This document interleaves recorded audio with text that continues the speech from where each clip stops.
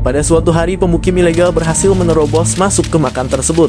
Mereka berusaha membongkar isi makam, namun setiap kali dibongkar makam itu selalu ada ular yang entah datang dari mana. Singkat cerita, pemukim Zionis meminta arkeolog untuk mengidentifikasikan makam tersebut. Hasil dari penelitian mereka terhadap makam tersebut sangat mengejutkan. Bagaimana kisah selanjutnya? Nonton video ini sampai habis agar tidak sesat. Nabi Yusuf adalah putra dari Nabi Yakub alaihissalam. Beliau dikaruniai memiliki wajah yang sangat tampan, dengan mujizat dapat menafsirkan mimpi dan memiliki kebijaksanaan yang luar biasa. Ada suatu riwayat yang menyebutkan bahwa makam Nabi Yusuf berada di dalam Sungai Nil. Sebagai seorang nabi, ia dianugerahi jabatan penting di kerajaan Mesir, dan selama beliau menjabat, Nabi Yusuf telah berlaku bijaksana dan menjalankan pekerjaan itu dengan sangat amanah. Nah, setelah semuanya telah berjalan baik, Nabi Yusuf alaihissalam menjadi rindu untuk bertemu dengan Allah. Dalam sebuah riwayat, Nabi Allah Yusuf alaihissalam adalah nabi pertama yang berdoa meminta kematian kepada Allah. Dan doanya ini tercantum di dalam Al-Quran. Tuhanku, sesungguhnya Engkau telah menganugerahkan kepadaku sebagian kekuasaan, dan telah mengajarkan kepadaku tafsir mimpi. Wahai pencipta langit dan bumi, Engkaulah pelindungku di dunia dan di akhirat. Wafatkanlah aku dalam keadaan muslim, dan gabungkanlah aku dengan orang-orang yang saleh. Al-Quran Surah Yusuf ayat 101. Dirasa sudah dekat, beliau memanggil beberapa orang dari kaumnya untuk diberikan wasiat. Isi dari wasiat itu adalah supaya kaum Bani Israel selalu membawa jasad Nabi Allah Yusuf alaihissalam apabila kaum Bani Israel keluar dari Mesir. Sahabat risalah Nabi yang dirahmati Allah, berikut adalah sejarah singkat mengapa Nabi Yusuf meninggalnya di Mesir, padahal beliau adalah orang Palestina. Nabi Yusuf lahir di Palestina karena dengki saudara-saudaranya menjebak Yusuf masuk ke dalam sebuah sumur. 3 hari setelahnya, Nabi Yusuf ditemukan oleh rombongan musafir. Singkat cerita, Nabi Yusuf dibawa ke Mesir bersama rombongan musafir tersebut. Kemudian dijual sebagai budak dan dibeli oleh seorang pejabat kerajaan yang bernama Potifar. Ketika Nabi Yusuf alaihissalam berada di Mesir, Allah takdirkan beliau menempati posisi penting di kerajaan. Tak lama setelah itu, seluruh kaum Bani Israel dipindahkan dari Palestina ke Mesir. Dan begitu bijaksananya Nabi Yusuf, beliau memilih untuk memperlakukan kaum Bani Israel dengan baik di Mesir, yang sebenarnya mereka telah membuang Yusuf ke sumur beberapa tahun yang lalu. Padahal bisa saja ketika itu Nabi Yusuf balas dendam. Tak hanya diberikan ketampanan, Nabi Yusuf juga berhati sangat mulia. Begitulah indahnya akhlak para Nabi Allah bersama seluruh kaum Bani Israel tinggal di Mesir. Sampai ketika Nabi Yusuf menginjak umur 120 tahun, beliau meninggal dunia. Ada seorang ulama dalam kitab tafsirnya menjelaskan bahwa saat Nabi Yusuf wafat, jenazahnya dimasukkan ke dalam sebuah tabut atau peti yang terbuat dari bahan batu marmer. Kemudian orang-orang Bani Israel memakamkannya di tengah-tengah Sungai Nil.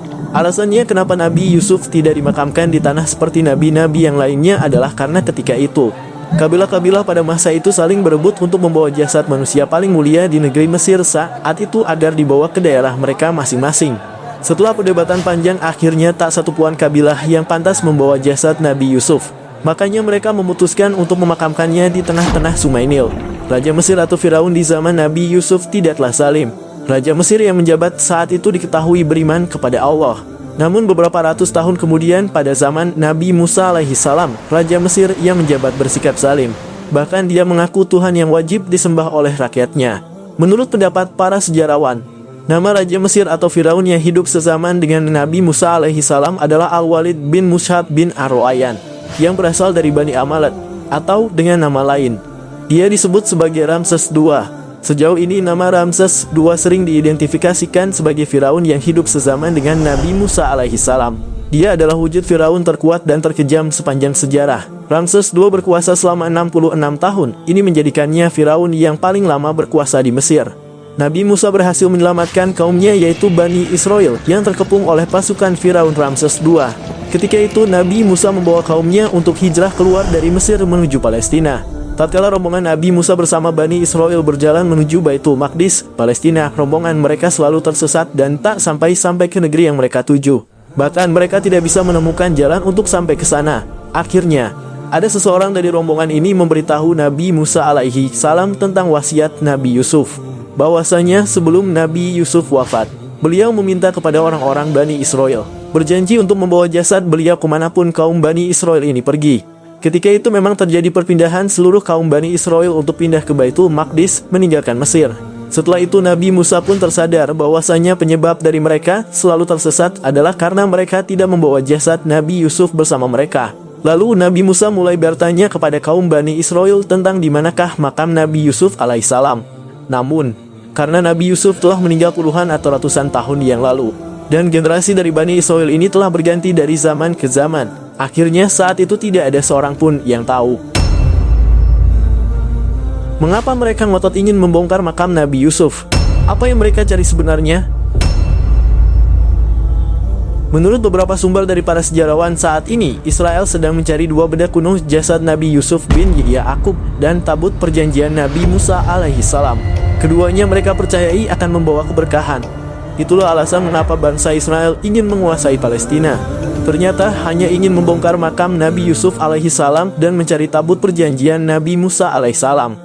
Di daerah Nablus, Palestina sering terjadi bentrokan antara Yahudi dan kaum muslimin. Di sana ada daerah yang bernama Yusufi. Di daerah ini ada sebuah makam tua yang selalu diperebutkan antara kedua belah pihak. Israel selalu berupaya merebut makam tersebut dan mereka ingin membongkarnya. Israel dan Yahudinya percaya bahwa itulah makam Nabi Yusuf bin Ya'qub yang mereka anggap Yusuf adalah nabinya bangsa Yahudi. Namun penduduk muslim di sana meyakini hal yang berbeda. Makam tua yang ada di daerah Nablus itu bukanlah makam Nabi Yusuf bin Ya'qub, tapi makam seorang ulama Palestina yang terkenal, yaitu Syekh Yusuf Duwaikat. Di antara kedua belah pihak ada miskomunikasi tentang siapa sebenarnya tokoh yang dimakamkan di sana. Situs makam ini menjadi sumber ketegangan di antara kedua belah pihak. Mereka saling berebut makam itu. Pada suatu hari pemukim ilegal berhasil menerobos masuk ke makam tersebut.